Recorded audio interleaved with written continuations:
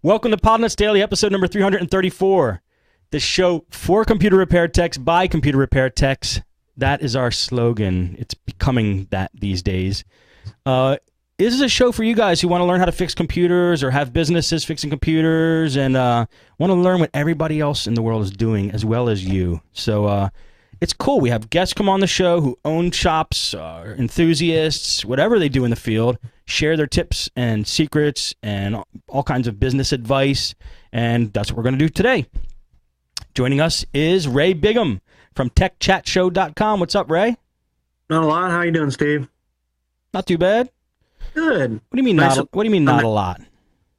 Well, yeah, not a lot now. I'm done for the day. My day is over. No, you were telling me before the show you did 3 power jack repairs today and a motherboard replacement on laptops. 3 DC jacks and a full motherboard replacement today on laptops. Damn, that is a day. Started about 8:30 this morning, finished, I don't know, half hour ago, something like that. Damn. Well, thank you for mustering up the energy for the show. Yeah, well, earlier I'm laying in the chair, lounged, half falling asleep while I was waiting to come in here, but I thought I'd sit up and be presentable anyway. I appreciate that. Hey, tell us about the show you're doing. Well, the show that we're doing is called the Tech Chat Show. It's Saturdays, 3 p.m. Eastern Time, and it is a little different than most in the fact that we are focusing on the business side of what you're going to do or what you may see as a computer tech, be it a mobile tech or a storefront or things like that. That is, again, the business side. I mean, you'll see a lot of shows. Podnutz is one, and a lot of the other ones. The new show, the Geeksters, is talking about some stuff that tell you, how to fix the different viruses and how to do different things. Well, we want to teach you, okay, how do you market this? How do you sell a computer and not get burnt? Somebody comes in and wants to buy a custom-built computer. Do you get money down? How much should it be? Should you do it at all?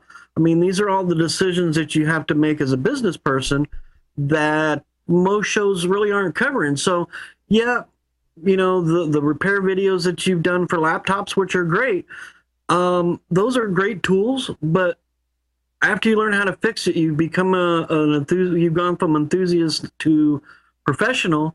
How do you make your business survive and make money and not get into bad situations that you don't want to be in? Yeah.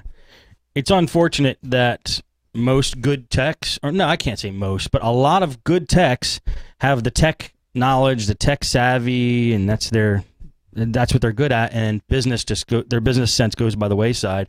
It's tough. I mean, if you think about it, if you're starting your own business, just doing the actual jobs is only a fraction of what you need to do to be successful. So it's definitely important stuff. So it's good you guys are covering that.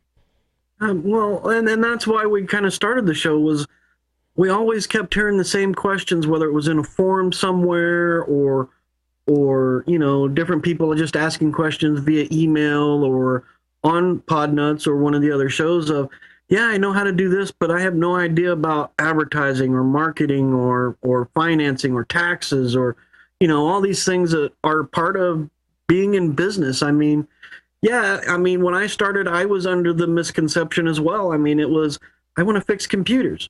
Well, the next thing I know, I'm worried about accountants. I'm worried about state tax and all these different things. And it's very daunting along with everything else that you've got to do during a Totally. You got to have it under control. Otherwise, it's going to bite you in the butt, and then you're not going to want to do it anymore. So it's cool. It is. It's good fun, and we get along well. We enjoy it. I think we're going into episode number 8 or 9 next week. I think it's 8. Wow. I feel like you guys just started. You're on episode 8? Yep. And we're just doing Saturdays at 3 p.m. Eastern Time. Good job, man. Yeah, we're plugging along.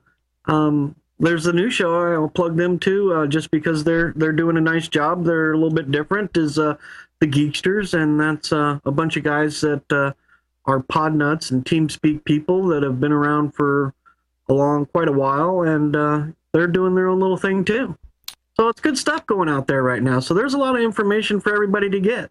Totally. Guys should check out all the shows, become well-rounded, put them in your download them, put them in your players, and get an education. Absolutely. And the education helps. I mean, as we were talking earlier before the show, I mean, Christmas time is usually a slow time for us.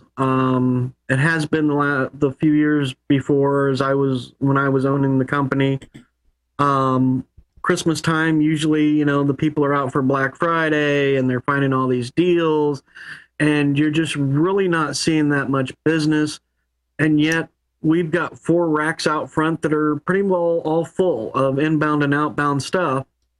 You know, we're turning somewhere between 6 and 10 out a day, average, 5 days a week. Your business, and these are desktops and laptops? Desktops and laptops. It's MTech Networking and MTech Computer Repair. They've just got some generic web pages that are horrible up right now, but they'll be corrected soon.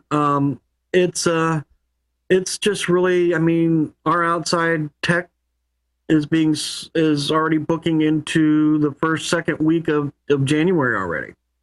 Damn. Good job. We're slammed. We're swamped.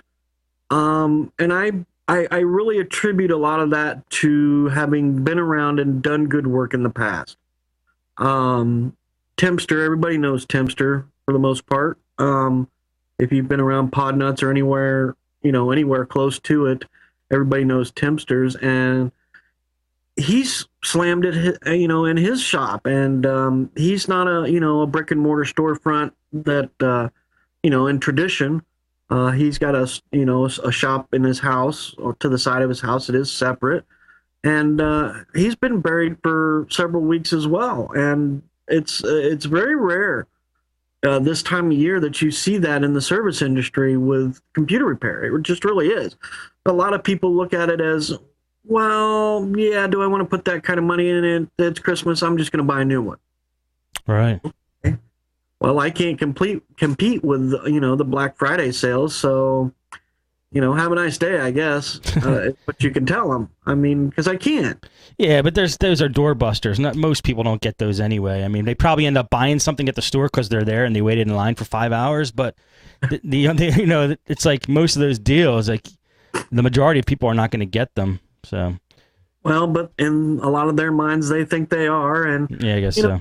More power to them. You know, I mean, I guess I've talked to a lot of people that love Black Friday. They want to go out there, they want to do that, and get the rush of that. It's never been my thing to do. I think it's you know, I think it's dumb, but you know, it is what it is. And you know, for the people that are up north, you don't have these issues anymore, Steve, since you've moved yourself out of the snow's way, so to speak. Yes, I did. Coming out of Philly down to Florida, but wintertime's coming.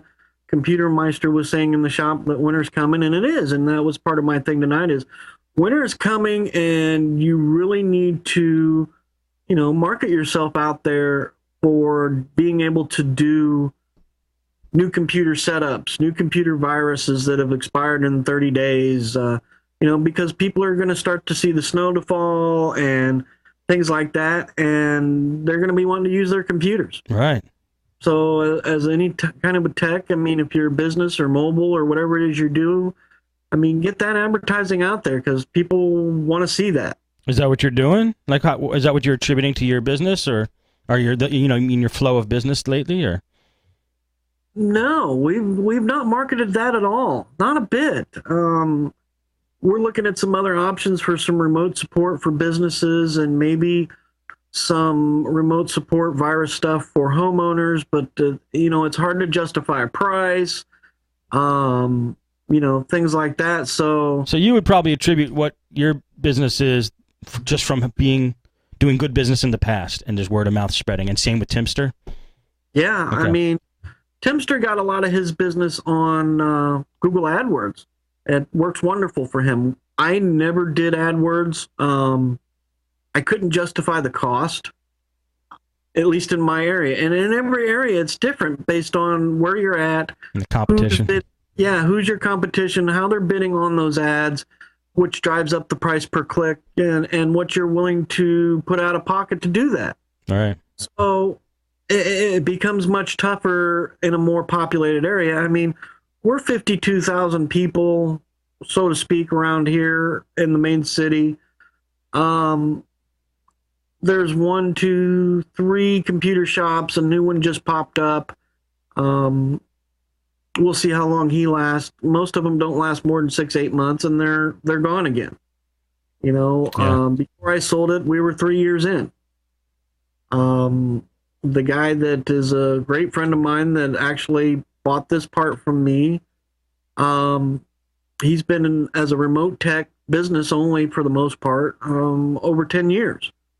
So between the two of us doing really great work and having a good clientele and putting it all together, it's become phenomenal. We just hired a new person last week or the week before. Good, man. We're starting to get her trained and you know, things like that. So you're attributing it to just doing good business and just keeping the quality up.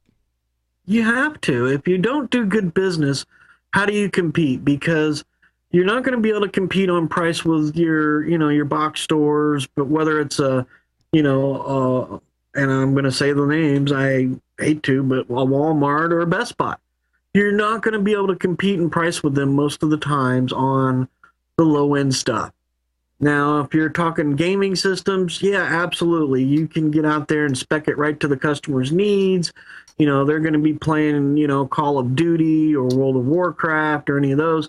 You got a good chance on that.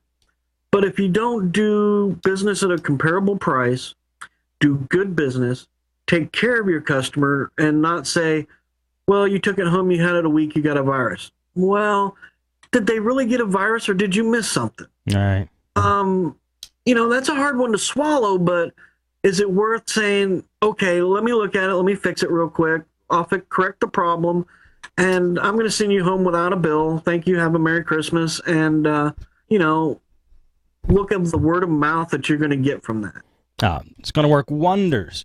It's very short-sighted not to do those kind of things. It really is. I mean, the guys that are out for a buck.